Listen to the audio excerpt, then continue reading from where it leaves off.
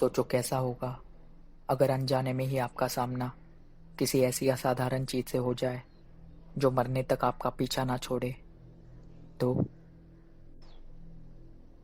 ब्रिजेश, जरा वो उपकरणों का बक्सा तो लाना, मैंने गुस्से से मशीन पर हाथ मारते हुए कहा। दरअसल हमारी ये आटा चक्की मशीन आज सुबह से ही बंद पड़ी है। सोचा कि मैं कुछ कोशिश करके देख लूँ, शायद ठीक हो जाए, पर घंटों कोशिश के बाद भी सफलता हाथ नहीं लगी। वैसे गांव में एक और आटा चक्की मशीन है, पर कई सालों से इस काम में होने के कारण काफ़ी लोग हमारी दुकान पर आते। हम यानी मैं और मेरा भाई ब्रिजेश इसे मिलकर चलाते। घर काफ़ी बड़ा है हमारा, तो हमने उसे दो हिस्सों में बांटकर एक हिस्से में अपनी आटा चक्की मशीन चलाते। शायद अब हमें मुन्ना को बुलाना ही पड़ेगा, ब्रिजेश ने कहा। मैंने भी उसकी बात में हामी भरते हुए हाँ में अपना सर हिलाया। मुन्ना हमारे ही गांव में रहने वाला एक लड़का है जो कोई भी मशीन अगर बिगड़ जाए उसे ठीक करा देता। मैंने मुन्ना को फ़ोन लगाकर सारी बात बताई और उसे जल्द से जल्द आने के लिए कहा। वो दोपहर को आने के लिए मान गया। दोपहर हुई और वो घर आया। मशीन की जांच करते हुए मुन्ना ने नाम में अपना सर हिलाते हुए कहा, इसका तो सबसे ज़रूरी पुर्जा ही खराब है। तो ये ठीक कैसे होगा, मैंने पूछा। मुन्ना ने बताया कि पड़ोस के गांव यानी बिजनौर जाकर हमें वो पार्ट दुकान से खरीदना होगा। कल इतवार होने के कारण सारी दुकान बंद हो गए, तो मैंने आज ही ब्रिजेश के साथ जाकर मशीन का पुर्जा खरीदने का निश्चय किया।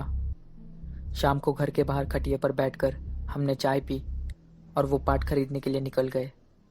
बिजनौर यानी जिस गांव हमें जाना है वो वैसे तो 50 मिनट की दूरी पर है, पर खेतों के बीच से अगर गए तो बहुत जल्दी पहुंच जाते, करीब आधे घंटे में। अपना समय बचाने के लिए हम भी खेतों के बीच से चलने लगे। जल्दी ही हम उस गाँव पहुँच गए। थोड़ा वक्त लगा उस दुकान को ढूंढने में, पर ज़्यादा तकलीफ नहीं हुई।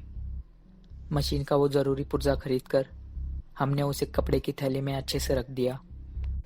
भैया, अंधेरा पड़ चुका है, शायद अब हमें उस खेतों के रास्ते से नहीं जाना चाहिए, ब्रिजेश ने मुझसे कहा।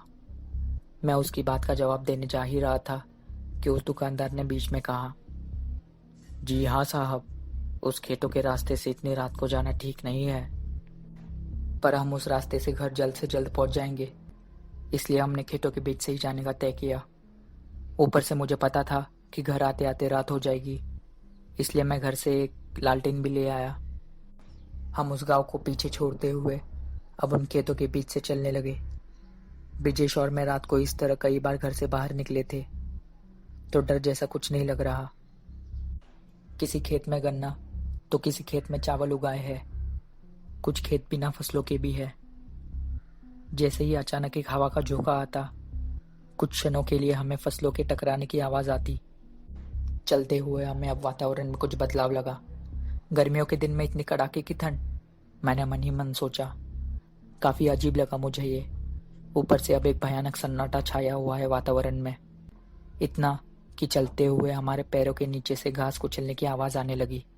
जैसे ही एक गन्ने का खेत पार किया, हमें बंजर ज़मीन पर कुछ हिलता हुआ दिख रहा है।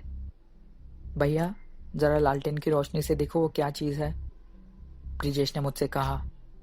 उसका इतना कहना भर ही था कि अचानक लालटेन की रोशनी बुझ गई। शायद तेल खत्म हो गया होगा, मैंने कहा।